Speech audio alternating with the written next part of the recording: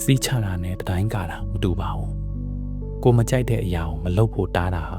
စီးချတာဖြစ်ပြီးတော့ဘသူ့ကိုမှဘဝထဲပေးမဝင်တာကတော့တိုင်းကာတာပါတိုင်းဆိုတာအကြောက်တရားတွေနဲ့တိဆောက်ထားတာပါငါ့ကိုနောက်တစ်ခါဘသူမှနာကျင်အောင်လုပ်ခွင့်မပေးတော့ဘူးဆိုပြီးတော့အကောင်ရောအဆိုးရောပါပိတ်ပင်လိုက်တာပါဒါပေမဲ့စီးတစ်ခုဆိုတာကတော့ကိုချစ်တဲ့စိတ်ဆက်ဆံရေးတွေကိုတန်ဖိုးထားတဲ့စိတ်နဲ့တိဆောက်ထားတာပါငါ့ကိုဘလို့နားလည်မှုမျိုးနဲ့ချစ်ပေးလို့ရတယ်ဆိုတာကိုပြသတဲ့လှုပ်ရက်ပါတိုင်းတွေကခမ ्या ကိုအမှောင်ထဲမှာအထီးကျန်စေပါတယ်စီးမြင့်နေရတော့ကိုမကြိုက်တဲ့မုံတိုင်းကိုပြင်မာထားခဲ့ပြီးအလင်းရောင်တီးတန်းကိုဒါဝင်ခွင့်ပေးတာမျိုးပါလုံခြုံမှုကိုခံစားရဖို့ငြိမ်းချမ်းဖို့အတွက်ကဘာကြီးတစ်ခုလုံးပိတ်ပင်ဖြစ်စရာမလိုပါဘူးဗျာကိုမကြိုက်တဲ့အရာတွေကိုမကြိုက်ကြောင်းပြောပြီးစီးလေးတစ်ခုတားလိုက်ပါ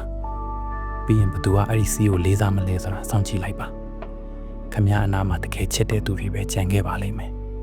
ကိုတားလိုက်တဲ့စီးကိုမကြိုက်လို့ထွက်ခွာသွားတဲ့သူတွေကိုလည်းတွားခွင့်ပေးလိုက်ပါသူတို့ကခမ ्या အတွက်မဟုတ်ပါဘူးခမ ्या တို့ရဲ့အမြင်လေးတွေအတွေ့အကြုံလေးတွေကိုလည်း comment ထဲမှာမျှဝေထားခဲ့လို့ရပါတယ်ကျေးဇူးတင်ပါတယ်